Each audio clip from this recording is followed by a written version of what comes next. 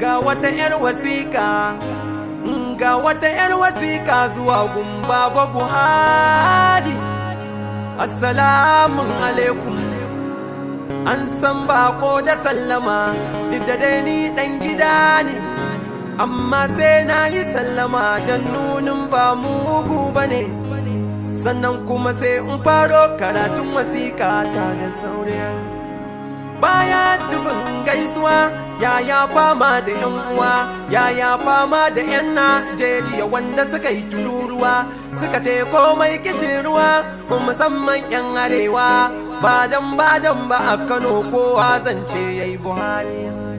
Baba Buhari sannu kaji gajigon wasiƙata.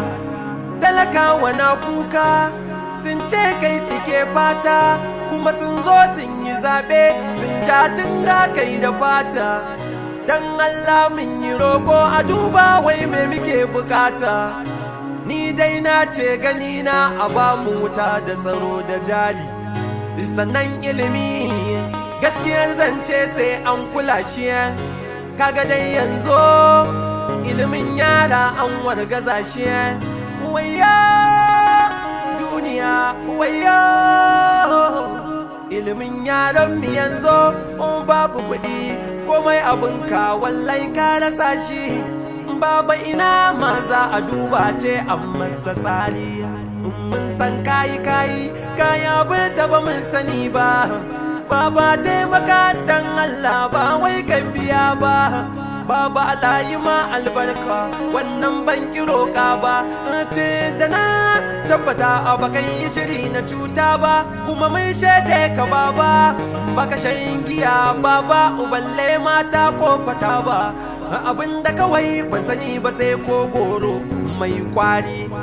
Da akwai maganar waɗanda su ba sa kishin ƙasata, ba sa san ƙasata, so suke sai sun kashe ta. A sunna ce ko an ba su amana ba sa rike ta. Wayyo ƙasata baba kana kishin ƙasata, tunda kai ne garkuwarta to ya kamata ka zallabe ta. Baba ka taimaka a ƙasar an san su ne tsirariya. Mun ji labarin so ba mu nema su, tun da su burinsu da su da 'ya'yansu si satar kudaden mu karshe mu bige a gindinsu. Kuma kowa ya gani amma an shiru ba mu so a bar su. Tun da dama ai kudin ga amana an ka ba su, to in ku hakan ne a hukunci ko da dai da mari. Baba Buhari wasikan nan ta zo karshe, ban faɗi komai ba lokacin ka nake hasashe. Ka san shugaban ƙasa kamar kai sai an tara sashe, kuma dai na san Buhari ba ka mai kalashe. Wata rana ka faɗa baka ci ba ka bari a kwashe, kuma dukan 'yan ƙasa mun yarda ba ka bar mu yashe. Baba Buhari magana ce ni na yau a tsari.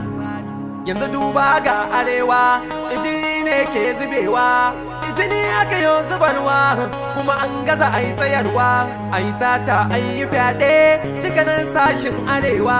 Wai me ke faruwa ne kamar ba ka jiyawa, kuma mu ma 'yan ƙasa ne ya kamata a yo kulawa.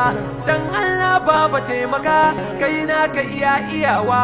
Alasa wannan rubutun ya je kunnan Buhari.